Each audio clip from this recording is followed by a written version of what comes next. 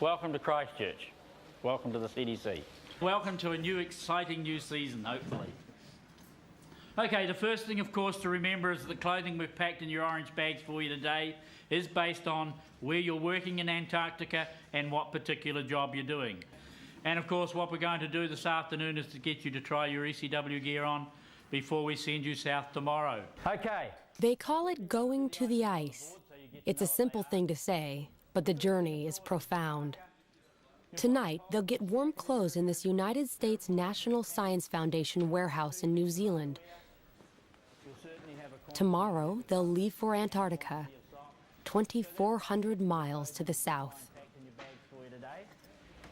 My name is Norbert Wu. I'm an underwater photographer. I've been going to the ice since 1997. Most people call me Norb. You better have two large ones. They're too tight. Turn them back and just get the pants. Okay. Just the boots. Yeah. Well known for Antarctic photography, Norb Wu and his team have been invited by the NSF's Antarctic program to take high-definition video cameras into some of the least accessible waters in the world. Norm apparently got a phone call this morning. My name is Christian McDonald. I've been to the ice 6 times. I'll be diving and helping Norb with logistics. How much weight? What are our weight, actually. Okay. And at this stage, it's 280 pounds, unfortunately, which means that we can only take so much gear. Okay. But it'll follow. It'll follow in the next flight. As soon as possible, yeah. So what's going on, Noel? Well, we got to repack everything. So this stuff is going to join us on the next flight, which could be anywhere from just 2 days to 2 weeks. You never know. Check-in time tomorrow morning will be 5 a.m. Okay? So that's basically all there is to it. At first, it's like getting up early to go on an airliner to anywhere. Same standing around, same security hassles. Feels like going to Chicago. Hey Dale, can you do me a favor and hand me my parker? It's right on that. This is the second year I've gone to the ice with Norb. I'm Dale Stokes. I'm an oceanographer.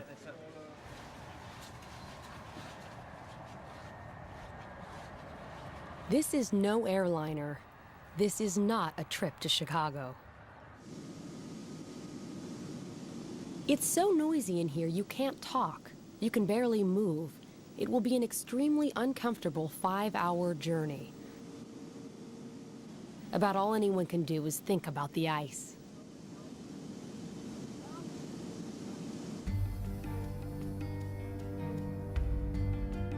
Antarctica is dominated by ice. Over much of the continent, the ice is more than 1.5 miles thick. This fortress of cold holds captive 70% of all the fresh water on the planet. If the ice melted, the oceans would flood over half the world's population. The ice controls the Earth's climate. It reflects heat from the sun back into space. The seawater it chills affects currents and temperatures everywhere. But there is more to Antarctica than just ice.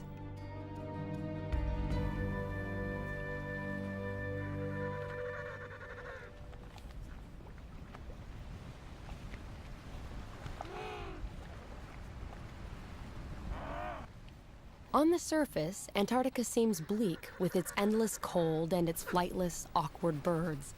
But that's only on the surface. Norb, Christian, and Dale are going to the ice to get under it.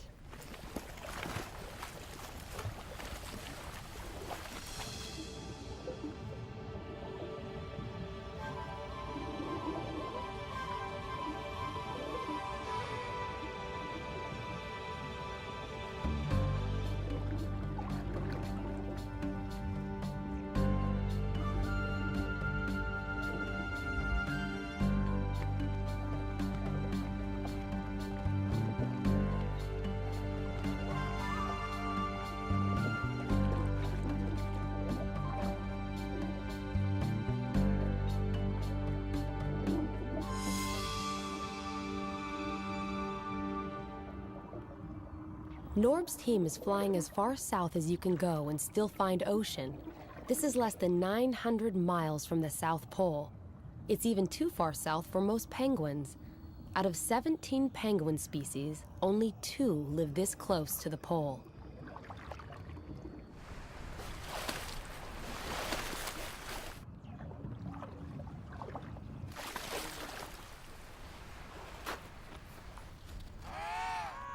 The big ones are emperors. The small one is an Adelie. The penguins only look awkward on the surface. They are completely at home. 5 hours after takeoff, the plane lands on the frozen sea near McMurdo Station, a United States research base. For the passengers, those 5 hours have transformed their world.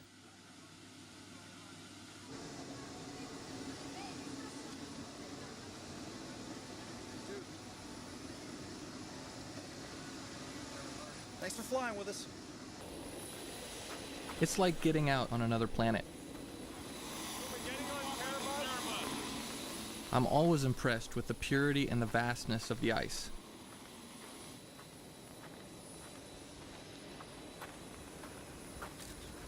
The sea we want to explore is beneath our feet, locked away under 6 feet of ice. But first we have to learn to deal with the ice. This is Snowcraft 1.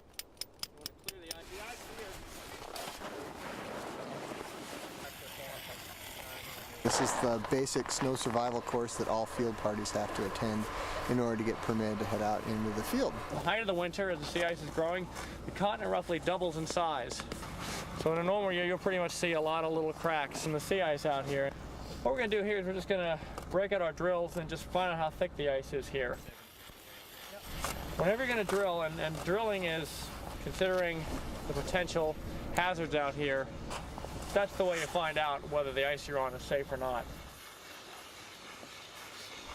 It's known as Snowcraft 1, also collectively known as Happy Camper School, and sometimes known as Survival School. And I guess a lot of that depends on the weather and the disposition of the folks involved. But today it is definitely Happy Camper School.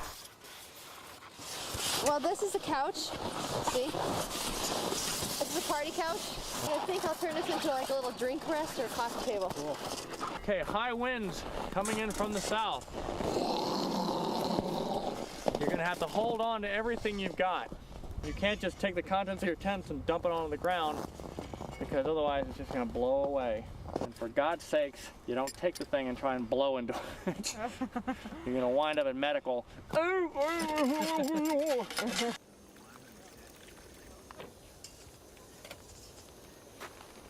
This is a classic Antarctic day out here. It's virtually dead calm, lots of sunshine, but the potential for it to change in the next 2 hours or less is pretty dramatic and pretty amazing. Intimidating, I think, is probably the best word for it.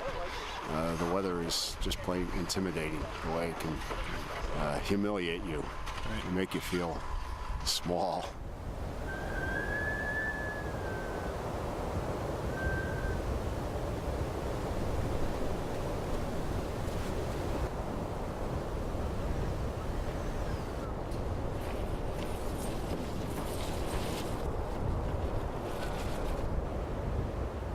It's mid-October, springtime at McMurdo Station.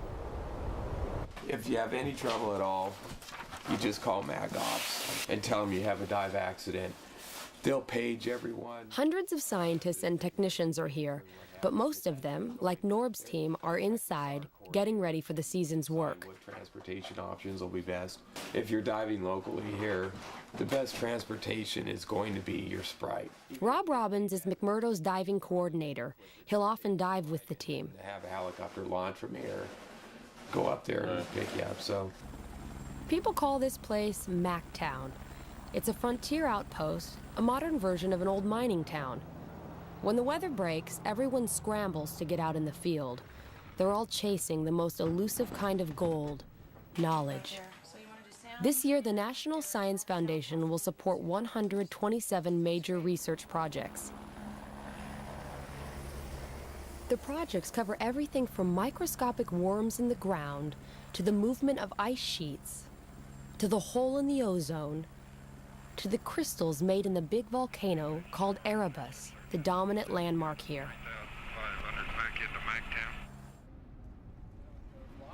For Norb, Christian, and Dale, gathering equipment and scheduling trips into the field seems to occupy all the daylight hours. And it's daylight all the time. So what we may want to do is fly up here, see if you like anything. We can land anywhere down there, take the door off, and do it again. And just pull it off. We'll put a rock on the door and leave it. All this work is dwarfed by Antarctica. It's the only place on Earth that still has huge areas which have never seen the track of a human being.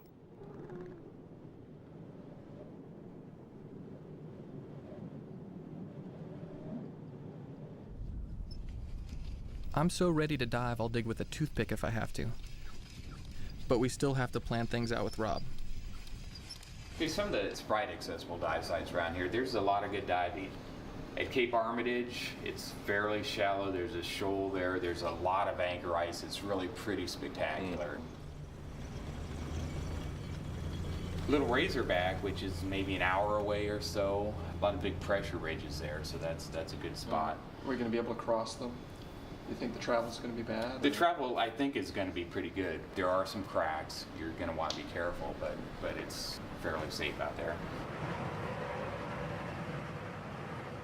I'd really like to film an iceberg underwater. I mean, that's kind of this thing, you know. There's an iceberg grounded up at Cape Barn, which could be spectacular, but it looks like it's quite a ways offshore. We'll have to see what it pans out to be. This ice is 6 feet thick.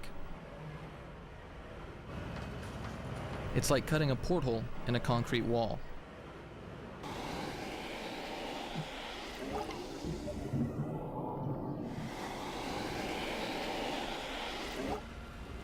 But we can't just go jump in the hole.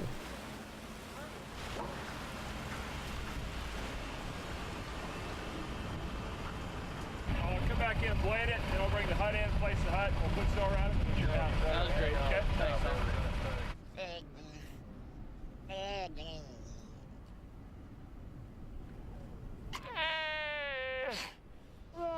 Weddell seals are at home on the ice. They live far from open water and use cracks and holes to get in and out of the water and to breathe. In October and November, the seals haul themselves out on the ice to give birth and raise pups.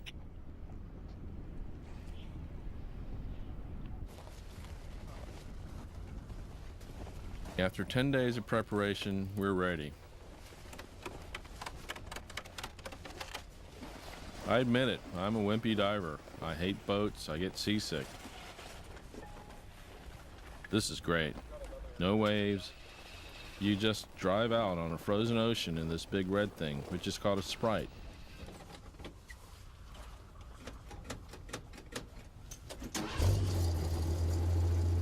A Sprite is fun for about the first 5 minutes. It's like driving a tank. But a tank's fast. This thing maxes out at about 10 miles an hour.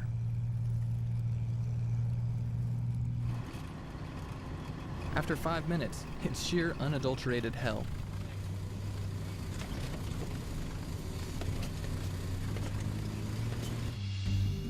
After a rough hour's ride over the frozen ocean, the team arrives at the dive hut that they place next to a rock called Little Razorback Island.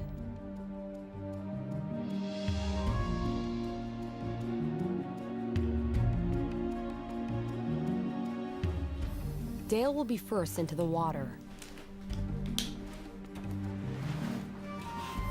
3 layers of underwear and a dry suit. It still doesn't really keep you warm. But for me, it's worth it. There's no diving like this anywhere else in the world. The only thing exposed to the water is your lips. At first, they burn, but then they get completely numb, and it's okay.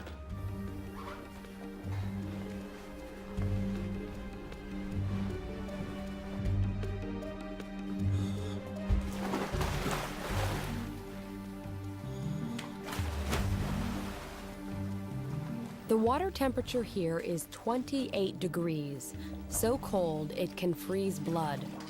If something goes wrong, there are only 2 places to get out: this hole and a nearby safety hole. But diving is what they came all this way to do.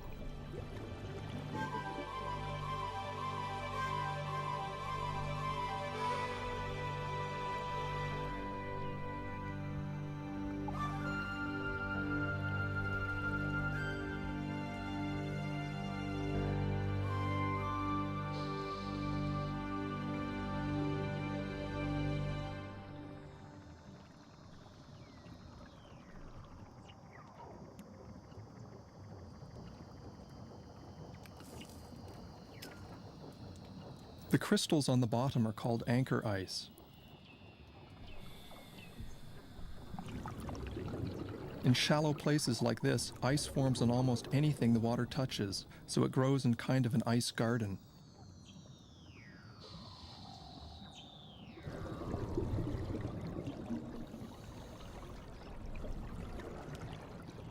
Sometimes it picks up stones or even living creatures like this sea urchin, and then carries them up to the ceiling.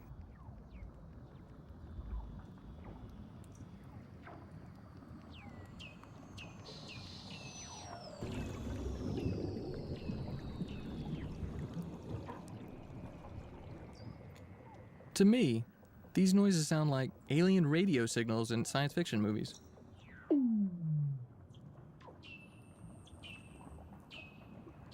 They're actually the calls of Weddell seals.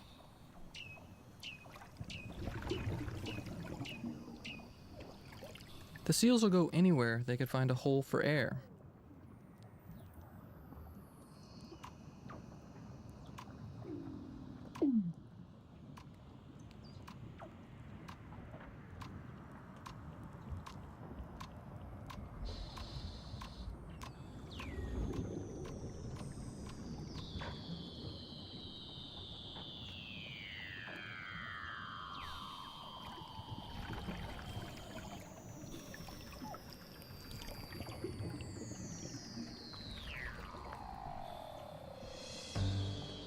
I've dived in a lot of places that are famous for clear water. The Great Barrier Reef, the Bahamas, Tahiti, Hawaii. This is far clearer. At this time of year, you can see almost a quarter of a mile.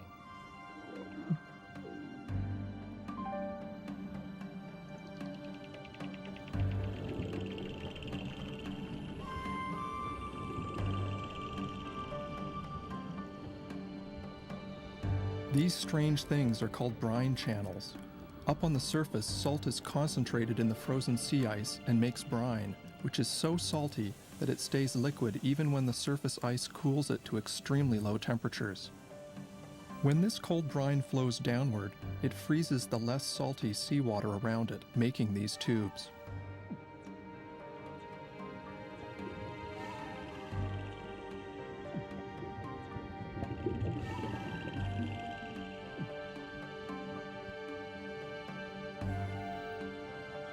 We're diving in shallow water because most of the action is on the ocean floor. These sea stars have just finished off an urchin and are attacking each other. Some of these animals are far bigger than similar species elsewhere. This sea spider is a giant compared to its cousins that live in warmer water. Isolation helps these animals evolve differently, and their slow metabolism in the cold lets them grow older and bigger.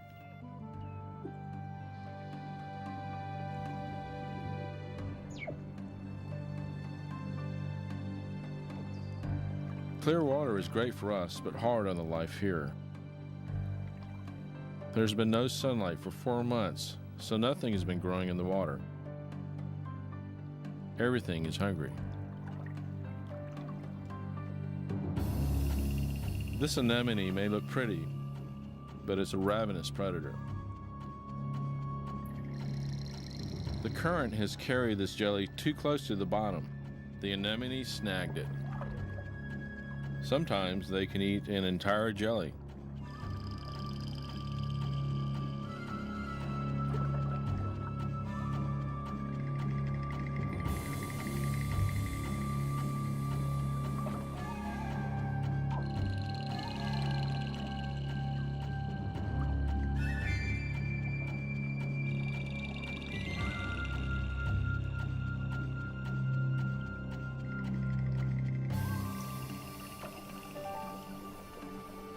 After about 40 minutes, you start to really get cold. It's time to get back to that warm hut. Under the ice, you have no clue what the weather's been doing, but this is Antarctica. It's sure to be different.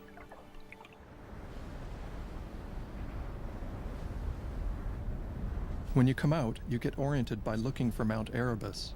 There it is, smoking away in the distance. Underwater, the body fights off cold by burning calories like a furnace. Cool, baby. Everyone is physically exhausted. Ceiling, very, very cool. But the whole balloon sensation is from dropping down out of the second tunnel and then looking up into the blue room. That's pretty vicious. That's the sensation right there. But other than being tired, they're exhilarated. I think it must be because you're coming out of that dark part, right? Yeah, exactly. Because otherwise, it'd just be like any. But It's kind of spooky. Long way from the hole. It's kind of fun.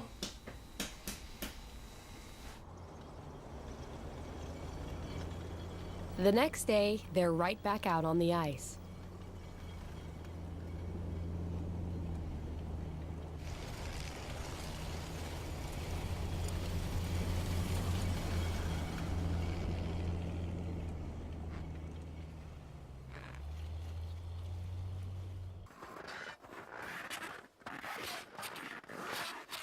The team comes upon a hump in the snow that could be a lot more dangerous than it looks. This is exactly what Norb and Dale were warned about in survival school. So what's the rule of thumb? It has to be, we need 30 inches of ice, but 30 inches if we of get a ice, crack, it's got to be less than a third the track width. So I think if we just get a shovel here and we can clear some of this away and see how wide it is. This snowdrift marks a crack in the ice. You can't tell from the surface if the crack is too wide for the Sprite to cross. It's always weird to think that right underneath this solid-looking surface, there's ocean 1,000 feet deep. I love diving, but I sure don't want to fall in.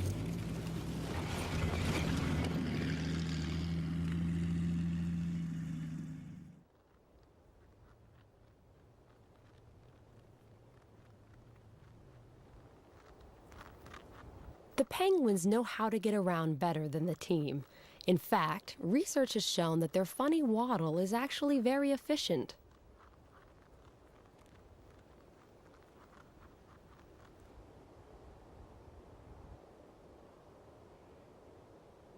There are all sorts of mysteries under the ice. One of them is how the Weddell seals live. In this field camp near McMurdo, biologists are studying the seals. They have drilled a hole in the ice so far from the other holes that a seal released here has to come back. It's held captive by its need to breathe. Under a special research permit, this male was captured and he'll work with the scientists for a couple of weeks, then be returned to the place he was caught. They have glued instruments on his back and a camera on his head to explore a world of life and hunting under the ice that would otherwise be hidden forever.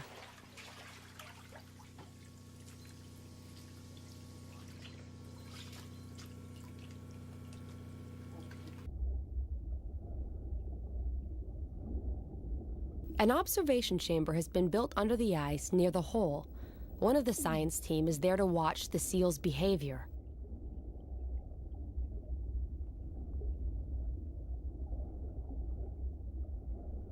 This seal, and others that have worn the equipment, have led to breakthroughs in the study of Weddells. The video the seal takes is a first. Here, with the camera pointed forward, is something divers and scientists had never seen before. The seal blows bubbles at the sea ice ceiling and flushes out its prey.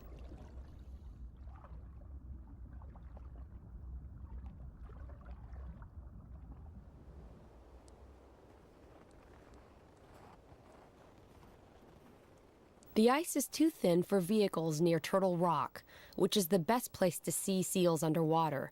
The team must hike with tanks, cameras, weight belts, and all.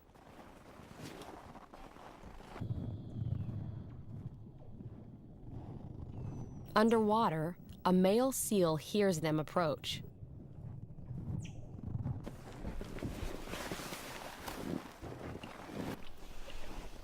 He checks them out, but he has other things on his mind. There is a female in the neighborhood.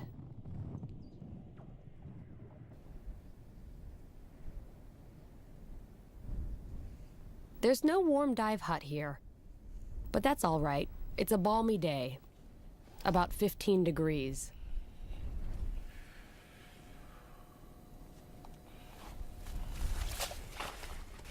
Since the big drill can't get here, the team has to dive through a seal hole.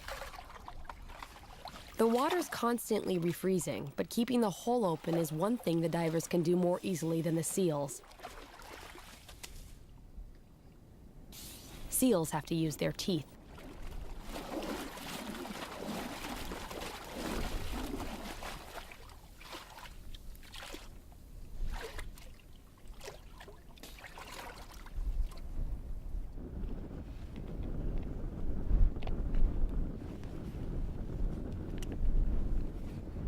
Do you hear it going or not? What's that?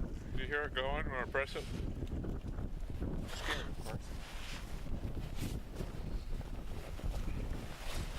Making a lot of noise though. Hey, Mike. I got this other one anyway. Mike, let's try The this details get you every time. I've had trouble with this hose before, so I want to be real sure it's working.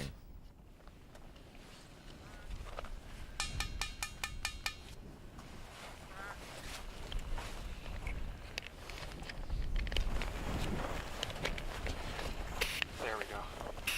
What do you think's wrong with that one? It's frozen. All right. As Norb and Christian get in the water, a mother seal is teaching her baby to swim.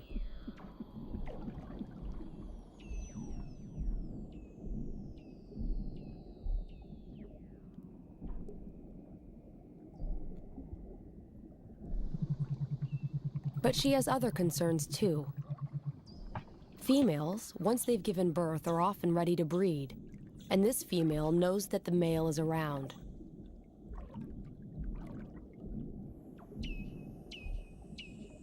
Seals can dive as deep as 2,000 feet.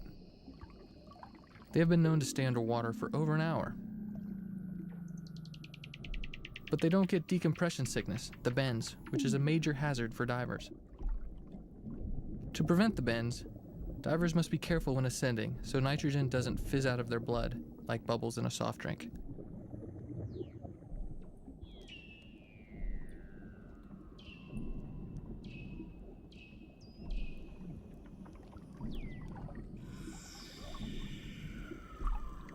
As we watch, a male shows up to chase the female.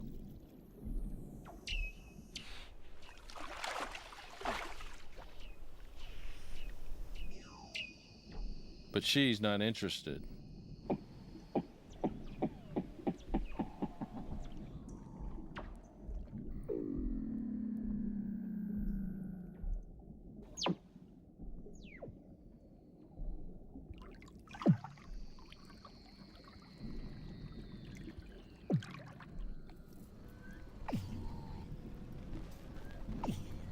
The males sometimes fight each other at breathing holes, so we try to use holes that aren't occupied. As Christian heads for the hole to get out, something unexpected happens.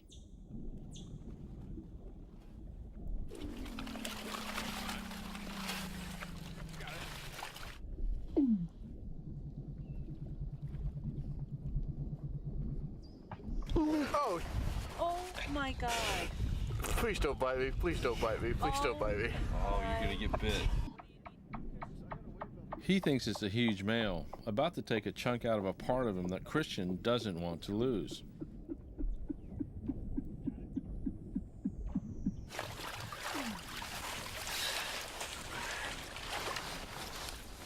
Like, whoa, somebody's goosing me.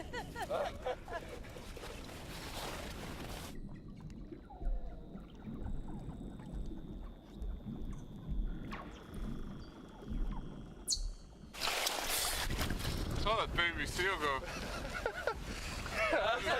Oh. Like, don't bite me, don't bite me. That mom didn't care at all, man.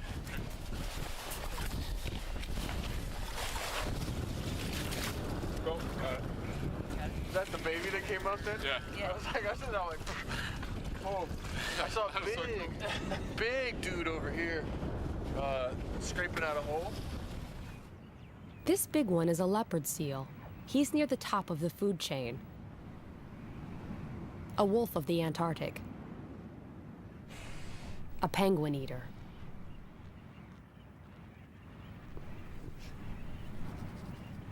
But out on the surface, he's about as agile as a slug, so the penguin is safe. For now.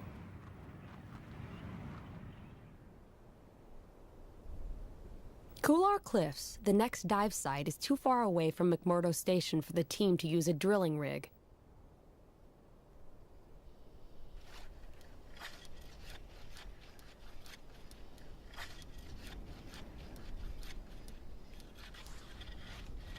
But Christian, Rob, and Dale use just about every portable tool known to man to get through the ice. Sorry. We have holes.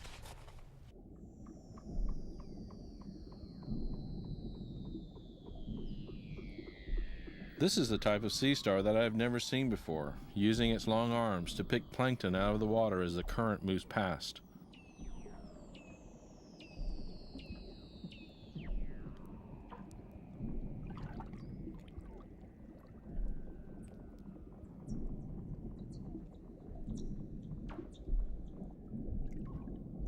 This crinoid, a relative of sea stars, is sort of fly casting for plankton. On the surface, Rob keeps the hole clear and has no idea that beneath him, Dale is having one of the most memorable dives of his life.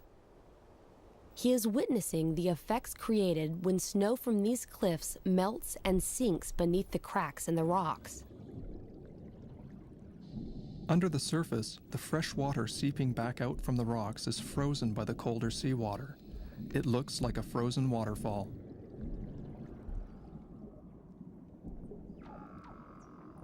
The sunshine has been feeding energy to algae, which is turning green and golden. Soon the algae will bloom in the water and end our season by ruining the visibility. But for now, it's just plain beautiful.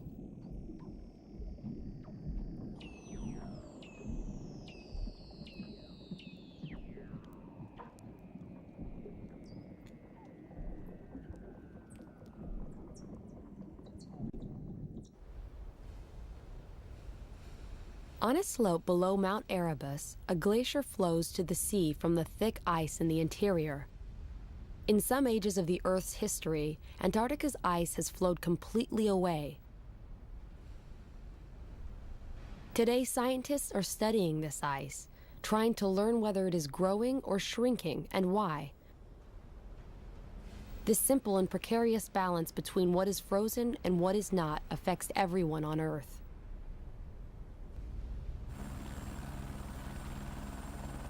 Norb's team has put a hut right where the glacier meets both rock and the sea. The glacier face goes hundreds of feet down into the water.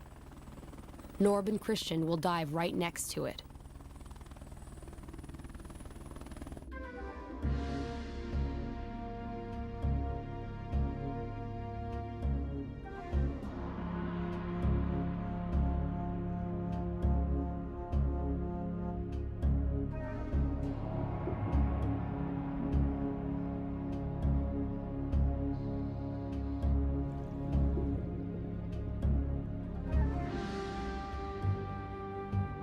This is a spooky place. When you swim close to this, you can't really tell where the water ends and the ice begins. It gives you kind of an ominous feeling.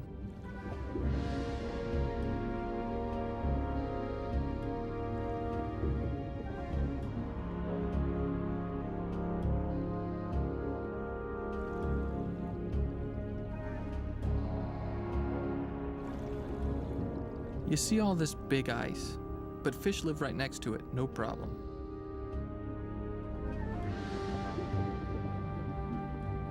They make their own antifreeze in their pale blood. The ice isn't ominous to them, it's home.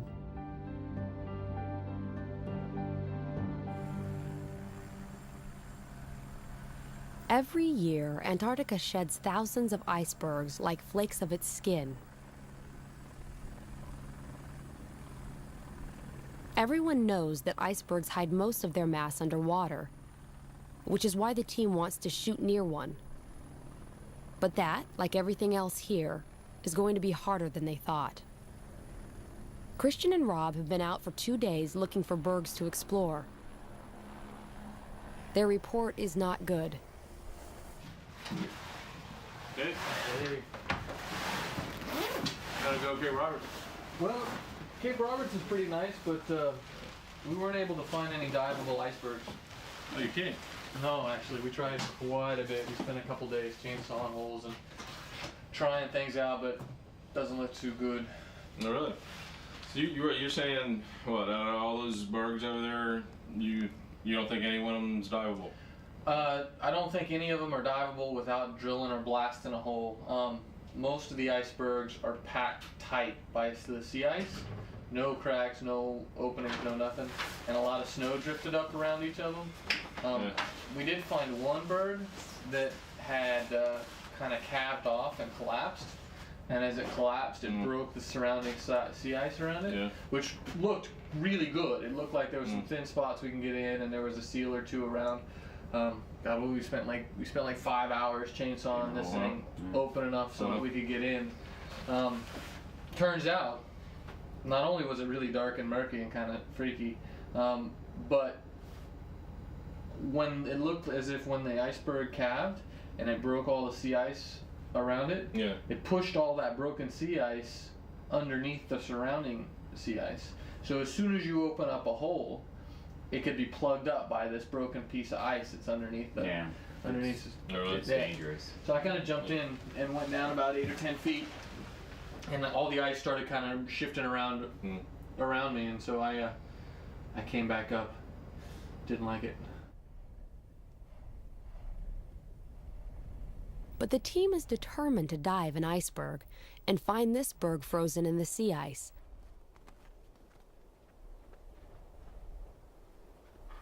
The berg appears to be in very deep water, not the most interesting diving.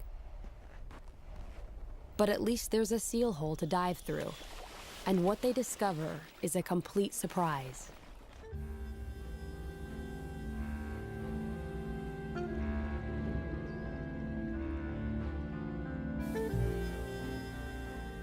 This is very cool. There's rock right under the berg. It's not in deep water after all. There's an underwater pinnacle here, and the berg crashed into it like a ship hitting a reef.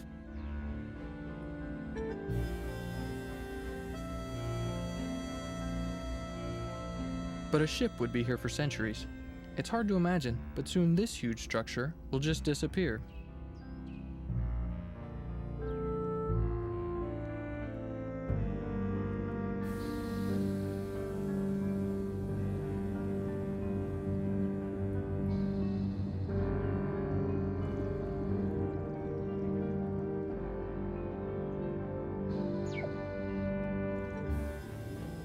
Bergs play a huge role in the Antarctic ecosystem.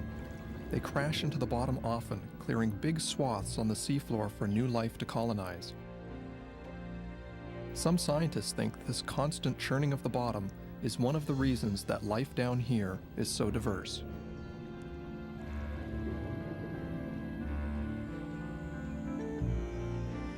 I've seen these dimples on most bergs.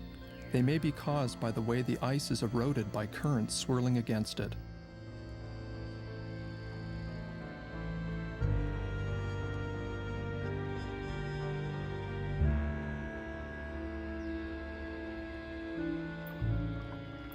Young fish take refuge in the dimples. I guess when this berg melts, they'll just go find another one. It's not as if there's a shortage.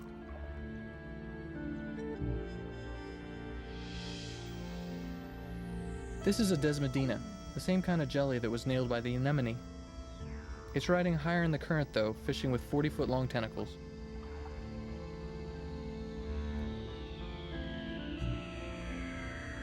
It has been another great dive, but this dive costs the team big time. I'm calling from McMurdo Station in Antarctica. I'm a physician, I'm a diver, and I have somebody here who's a professional diver who truly seems like he has decompression sickness. Diving down here. Dale is in trouble.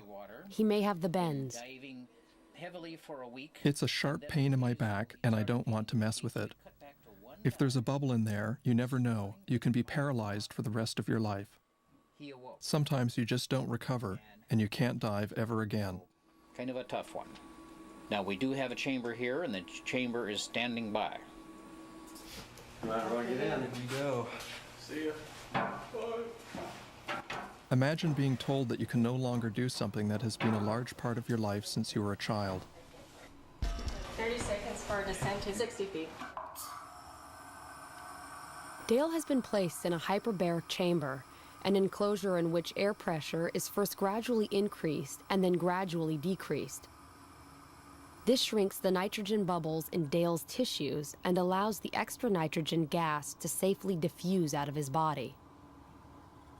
I feel selfish for being depressed about losing what some may consider to be a hazardous job. Most of all, I'll miss being underwater, under the ice.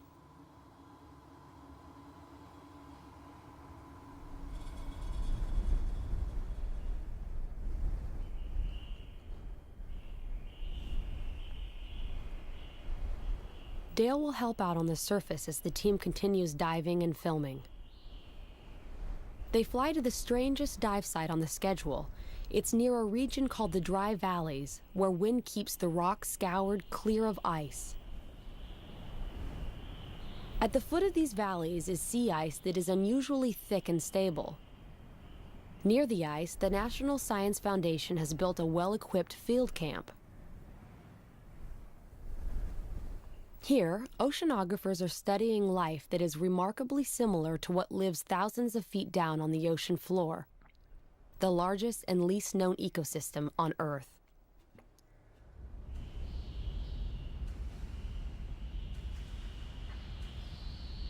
But the depth here is only 90 feet. It's the ice, so thick it never breaks up, that makes this shallow world as dark and cold as the bed of the deep sea.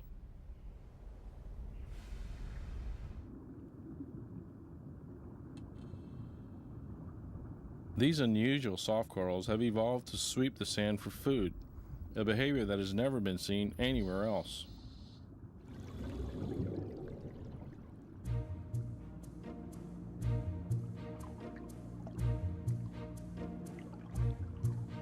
Among scallops, these brittle stars fight each other like stick warriors. The red ones eat the white ones, if they can catch them.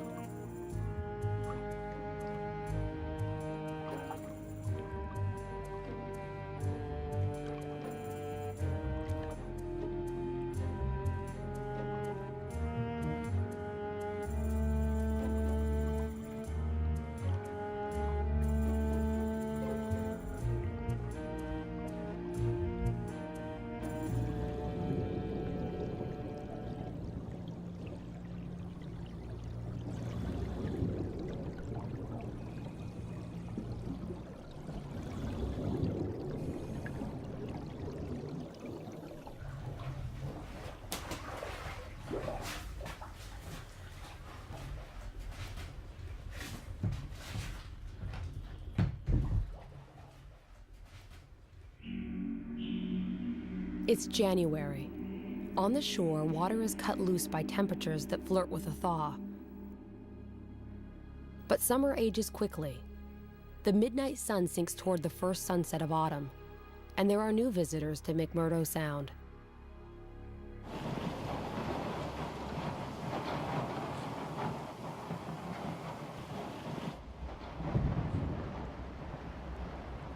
The U.S. Coast Guard icebreaker, Polar Star, arrives to cut a passage for a freighter to bring in supplies to Mactown.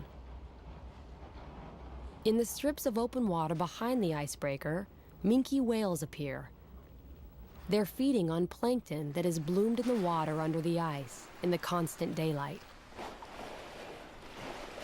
Minkies, among the most common whales in the world, are still hunted in Antarctic waters.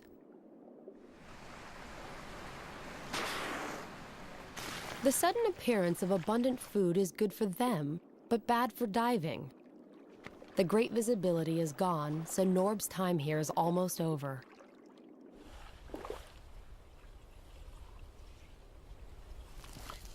All around the coast of Antarctica, ice cracks and disintegrates.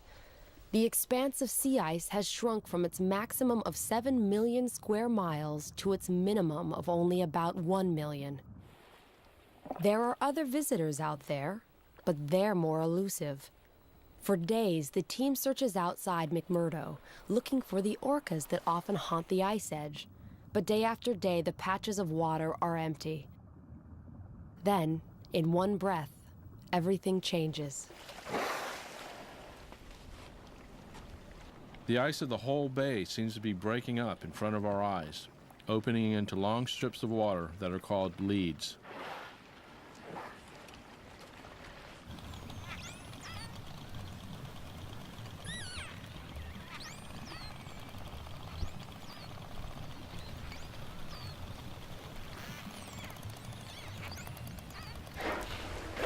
The orcas take advantage of these leads as soon as they open to get as far into the ice as they can. They're hunting the giant Antarctic cod, a fish that can reach over 100 pounds and uses the ice edge as shelter.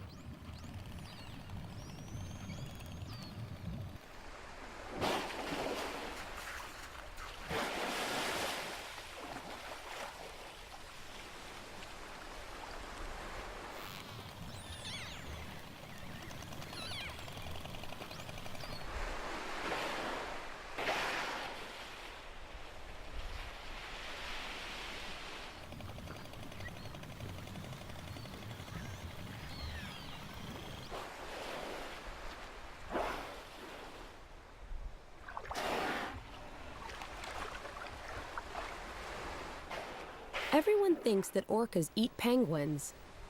These Adelie penguins seem to think so too.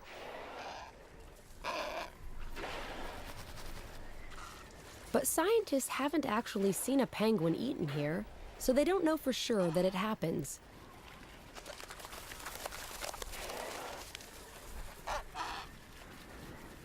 Still, when whales are around, penguins play it safe.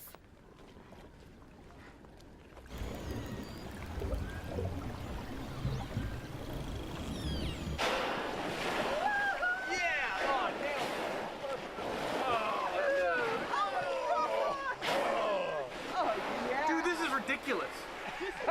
There's like 20 whales right there.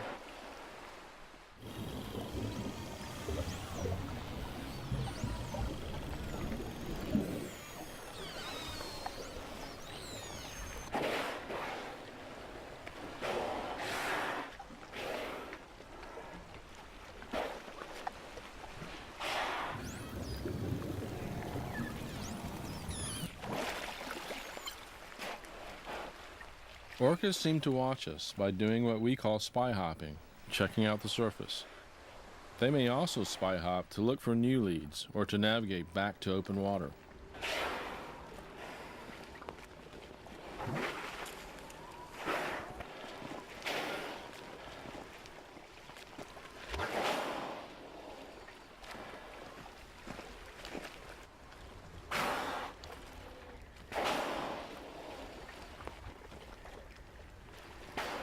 The orcas seem to be at the heart of the huge ebb and flow of energy in the Antarctic Sea, where the sun burns away the ice each year and the long night builds it back.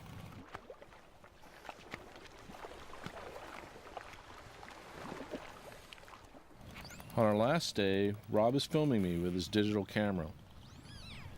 And suddenly, something happens that reminds me that for all our study, we still know very little about life under the ice.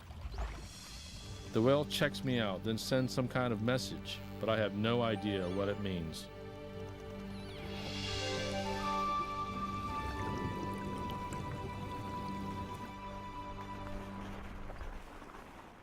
Months ago, Norb, Christian, and Dale said they were going to the ice. There is no casual term for leaving it.